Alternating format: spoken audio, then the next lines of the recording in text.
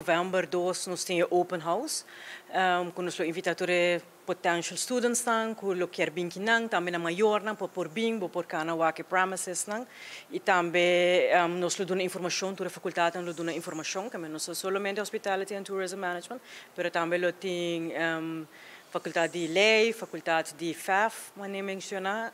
faculdade de FAS, que é system, que é parte STEM, que é tecnologia, e também é parte de OGM e social work, que é, nós abrimos portas para assim, por compartilhar também, não somente a nós como faculdade, mas também os estudantes, por compartilhar com os potential students que maior na experiência com a thinking. Estou sumamente contente para baiuac dentro do cambio na que tem da comunidade também tem cambio da Universidade de Aruba. Onde é cambio na mais grande da maneira bastante baiuac com disco é edifício com o award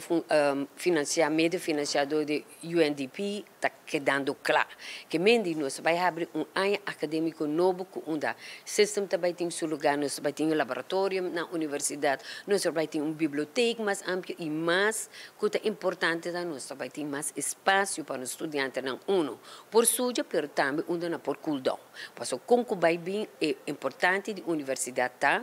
que nós não somente só com os programas não tá up to date, então está colocado falta requerir, mas também é bem-estar de nós estudantes no nosso foco. Então nós temos programa bastante amplo de choque wellness, onde vou poder nos baiuac e estado mentalmente de estudante, não passou nos tursa, depois de COVID, hobby coisa cambia, pero nos hobby não, também me de ajudança. Ik wil jullie allemaal uitnodigen om te komen naar de open dag op de Universiteit van Aruba.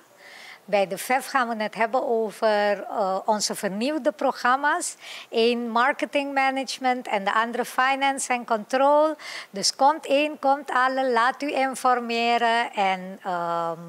kom zelf om de informatie te halen.